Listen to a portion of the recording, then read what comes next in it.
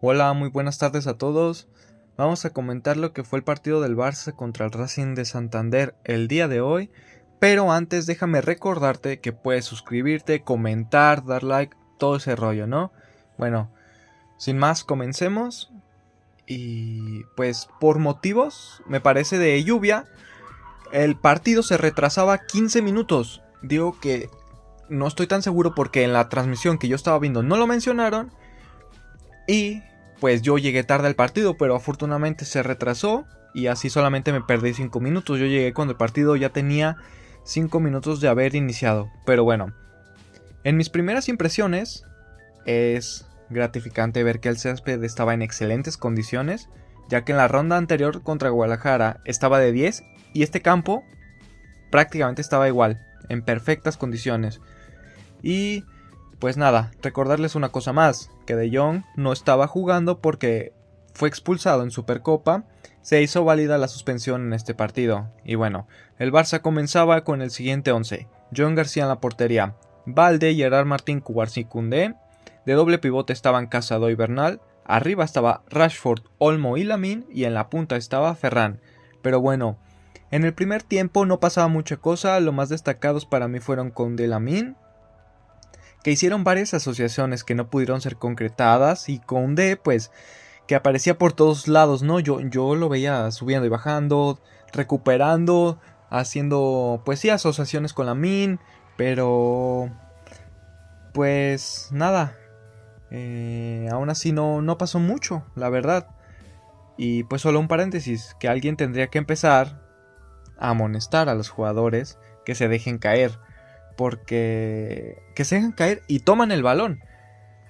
Porque prácticamente siempre que se marca a su favor, o sea, así no sea falta, se caen, la agarran y, o sea, uno, paran el juego, y número dos, pues debería ser amarilla por tomarla con las manos, ¿no? Porque siempre los árbitros se las conceden. Siempre se las conceden, no sé, es raro, pero bueno. Cierro paréntesis, ¿no? Y pues nada, o sea, en ese primer tiempo prácticamente fue todo. No ocurrió mucho más cosa. Y nada, comenzaba la segunda parte. Tampoco ocurría mucho. Yo lo estaba viendo, no pasaba nada. Y hubo un gol de Ferran al 66 con un gran pase de Fermín, que se quitó al portero y fue gol. Inmediatamente salió de cambio. Y pues nada, en la penúltima jugada, bueno, sí, siguió sin haber mucho contenido en el partido, un juego trabado, y a la penúltima jugada, o sea, al minuto 94, el Racing tuvo una jugada mano a mano contra Joan y de manera inexplicable la fallaron.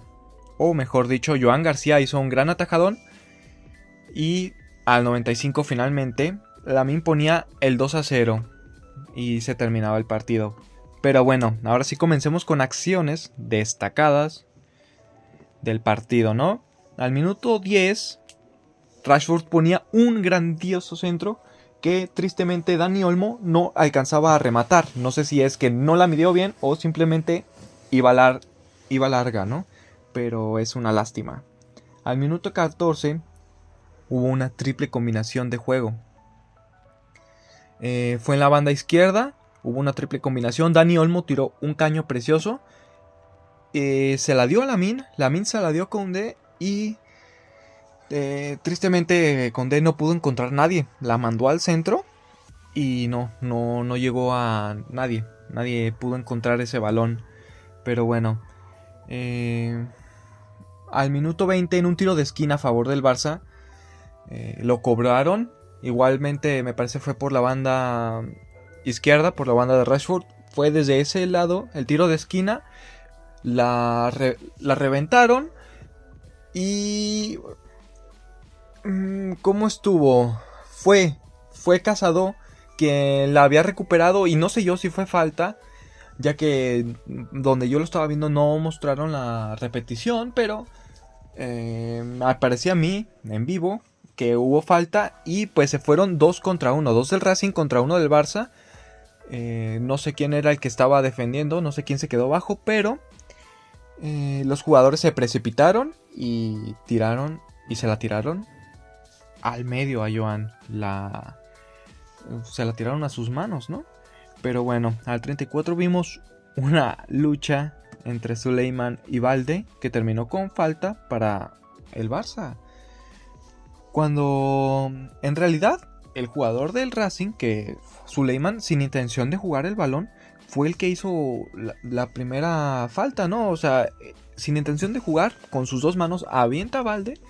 Y Balde, bueno, ya se le deja ir, o sea, no, simplemente como que le echó más el cuerpo, ¿no? Tampoco es que le diera patadas, ni siquiera lo aventó tampoco él con las manos, simplemente fue como una lucha, pero bueno, pues terminó con falta, ¿no? En contra del Barça, pero bueno. Y realmente no pasó nada más, así finalizaba el primer tiempo, con un 82% de posición para el Barça, y con un partido pues como lo esperaba, ¿no? El Racing queriendo aprovechar las contras.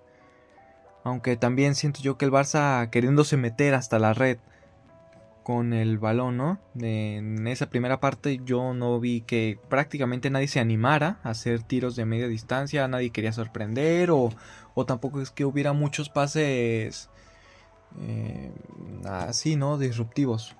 Pero bueno, comenzaba el segundo tiempo. Y no estaba pasando nada, igualmente como en la primera parte, hasta el minuto 57 que entró Fermín por Max Bernal.